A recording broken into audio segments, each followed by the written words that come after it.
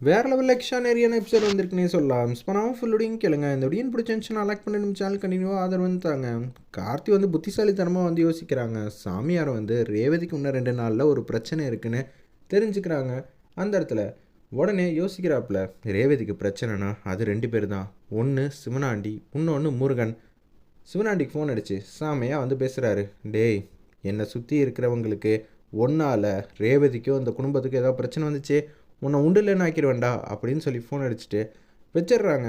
இவனை பார்த்தா நம்ம குடும்பத்துக்கு பிரச்சனை கொடுக்குற மாதிரி தெரியல. அவனே வந்து ஒத்துக்கிறான். இப்போதைக்கு நான் எதுவும் அந்த ஐடியாவேலே இல்லைன்னு.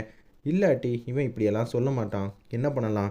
ஒரு வேளை ரீசண்டாக வந்து ரேவதி முருகனை தானே தூக்கி உள்ளே வச்சா. இவங்க 2 பேர் தான் காரணமாக இருக்கும். சிவனாண்டியை விட முருகனுக்கு தான் மோட்டிவ் அதிகமாக இருக்கும். சரின்னு சொல்லிட்டு அவனை பற்றி தெரிஞ்சுக்கணுன்னா என்ன பண்ணலாங்கிற மாதிரி யோசிக்கிறாங்க. அந்த இடத்துலையே போய் கேட்கலான்னு சொல்லிட்டு ரேவதி மாட்டுக்கும் என்ன பண்ணுற அப்படின்னு சொல்லி கார்த்தி வந்து கேட்குறாங்க. இல்லை, எனக்கு கொஞ்சம் வெளியில் வேலை இருக்குது அப்படின்னு சொல்லிட்டு கார்த்தி வெளியில் போகிறப்ப மயில் வாகனத்துக்கிட்ட வந்து பேசுகிறாங்க. எனக்கு இப்போ கொஞ்சம் அவசரமான வேலை இருக்குது. நீங்கள் ரேவதியை மட்டும் வெளியில் வந்து விட்டுறாதீங்க. ரேவதியை கண்காணிப்பாக வந்து வச்சுக்கோங்க. இந்த விஷயத்தை உங்கள் மனைவி கிட்ட கூட சொல்லுங்கள். சுவாதிக்கிட்ட சொல்லணுன்னா சொல்லுங்கள். கொஞ்சம் கவனமாக எல்லோரும் இருக்கணும். ரேவதிக்கு மட்டும் இந்த விஷயம் தெரியக்கூடாதுன்னு சொல்லிட்டு சகலை போயிட்டு வா சகலை பார்த்துக்கலான்னு சொல்லிட்டு காரில் வந்து மாதம் வந்து அதிகாரியை வந்து சந்திக்கலான் இருக்காங்க. அப்போன்னு பார்த்து, என்ன சார், நான் தான் நடவடிக்கை எடுக்கிறேன்னு சொன்னேனே, என் மேலே நம்பிக்கை இல்லையா? அதுக்காக இல்லை சார், கொஞ்சம் பாதுகாப்புக்காக நீங்கள் முருகனோட அட்ரஸ் டீட்டெயிலெலாம் வந்து சொல்கிறீங்களா? ஏன் சார், அந்த பையன் எதுவும் உங்களை பார்த்து எதுவும் பேசினானா சொல்லுங்கிற மாதிரி கேட்ட உடனே, அதெல்லாம் இல்லை, எதுக்கும் அட்ரஸ் தந்தீங்கன்னா எனக்கு வசதியாக இருக்கும். அந்த பையன் வேற சட்டுன்னு வெளியில் வந்திருக்கான். அவனால் என்னோடய மனைவிக்கு சின்னதாக பிரச்சனை வர மாதிரி இருந்துச்சுன்னா அதனால தான் கொஞ்சம் என்ன ஏதுன்னு பேசிட்டு வந்துடலான்னு பார்த்துருக்கேன். சரி சார், இந்தாங்க அட்ரஸுங்கிற மாதிரி, இங்கே வாப்பா அப்படின்னு சொல்லி அதிகாரியோட அசிஸ்டண்ட் வந்து கூப்பிட்றாங்க. சாருக்கு வந்து அட்ரஸ் எடுத்து கொடு அப்படின்னு சொன்னோன்னே அந்த இடத்துல அட்ரஸ் வந்து எடுத்து கொடுக்குறாங்க. கார்த்தி வந்து யோசிச்சுட்டு, டேய், தேவையில்லாமல் நீ யோசிக்கிற வேலையெல்லாம் வச்சுக்காத. அப்படி யோசிச்சுக்கிட்டேன்னா நான் உன்னை சும்மா விட மாட்டேன்னு கார்த்தி வந்து கோத்தின் உச்சத்தில் அப்படியே முருகன் வீட்டு அட்ரஸ் முன்னாடி நிற்கிறாங்க. காரை திறக்கிறாங்க. மாதம் வந்து இறங்குறாரு நம்ம கார்த்தி. அந்த இடத்துல பார்த்தா வீடு வந்து பூட்டியிருக்கு. ஏம்மா, இது முருகன் வீடா அப்படின்னு சொல்லி கேட்கும்போது, ஆமாங்க, இது முருகன் வீடு தான். இந்த வீட்டு பையன் எப்போ வருவாப்புல எப்போ போவாப்புல அப்படின்னு சொல்லி கேட்கும்போது, தெரியல, ஏதோ ஒரு கடையில் வேலை பார்க்குறாருன்னு தெரியும், துணி கடையில். ஆனால் எப்போ எப்படிலாம் எனக்கு சரியாக வந்து தெரியலங்களே அப்படின்னு சொல்லிட்டு யோசிச்சுட்ருக்காங்க.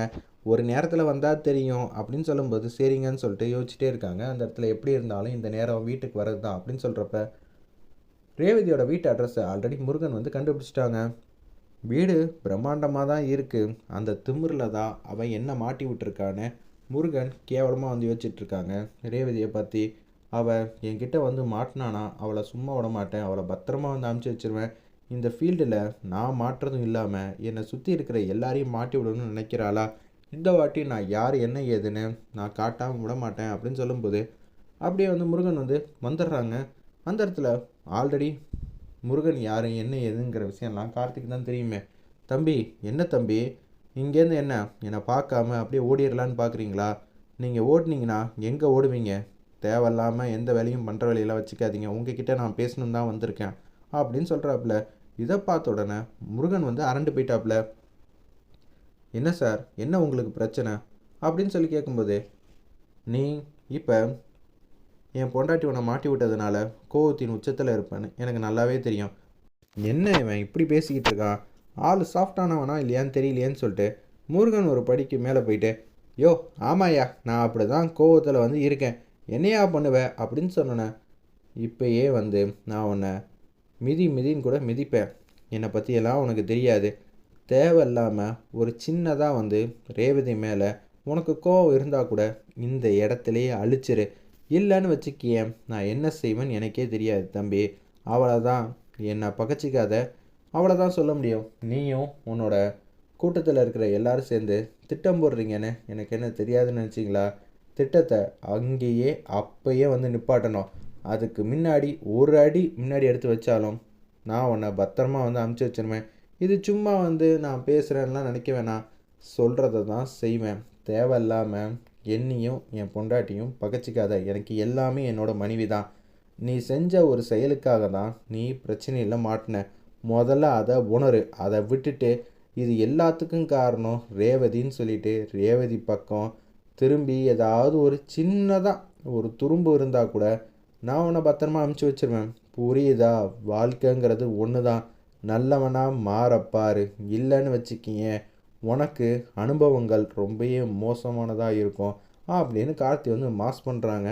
அந்த இடத்துல அச்சச்சோ இவன் என்ன பெரிய ஆளாக இருப்பான் போல இருக்கே, இப்படியெல்லாம் வந்து யோசிச்சுட்ருக்கான். ரேவதியோட புருஷன் இவ்வளோ பெரிய மாசா, கொஞ்சம் பதுங்கி தான் வரணும் போல இருக்கே அப்படின்னு முருகன் வந்து யோசிச்சுட்ருக்காப்புல. இருடா இரு, இப்போதைக்கு அமைதியாக இருக்கிற மாதிரி இருந்துருவோம், அதுக்கப்புறம் எதுவாக இருந்தாலும் பார்த்துக்கலாம் அப்படின்னு சொல்லும்போது நடிக்க ஆரம்பிச்சிட்டாங்க. இல்லை சார், எனக்கு எது தப்பு எது சரின்னு தெரியாமல் போயிடுச்சு. நான் தப்பான பாதையில் இருந்தேன், அக்கா தான் என்னை திருத்திட்டாங்க. இனிமேட்டு அந்த பக்கம் கூட போக மாட்டேன் சார். விளையாட்டுக்காக ஏதோ பண்ணிட்டேன், அதுக்குன்னு நீங்கள் நினைக்கிற மாதிரிலாம் நான்லாம் எதுவும் திட்டம்லாம் போட மாட்டேன். நீ பொய் சொல்கிறியா உண்மையாக சொல்கிறியான்லாம் எனக்கு தேவையில்ல. எதுவும் தப்பாக யோசிச்சிடாத. அதுக்கப்புறமேட்டுக்கு நான் என்ன செய்வேன்னு எனக்கே தெரியாதுடா, பார்த்து நடந்துக்க அப்படின்னு சொல்லிட்டு கார் எடுத்துகிட்டு போகிறாப்புல நம்ம கார்த்தி. நீ இப்படியெல்லாம் வந்து பேசிட்டு போனால் நான் விட்டுருவேனா? இன்னும் 2 நாளில் உங்களுக்கு ஏதோ கல்யாண நாளாமே. வரேன்டா வரேன், நிச்சயம் அந்த நாள் அதுவுமா தான் நான் என்னோடய வேலையெல்லாம் காட்டுவேனே. முருகன் வந்து கேவலமாக வந்து நினச்சிட்டு இருக்காப்புல. என்ன பண்ணுறதுன்னு தெரியலையே. சிவனாண்டியா இல்லை இந்த முருகன் மூலியமாக பிரச்சனை வருமா, ஒன்றும் புரியலங்கிற மாதிரி கார்த்தி வந்து யோசிச்சுட்ருக்காங்க. அப்போன்னு பார்த்து வெளியில் ரேவதி மாட்ட வராங்க. மயில் வாகனம் வந்து தடுத்துன்னு பாடுறாங்க. எங்கே ரேவதி போகிற?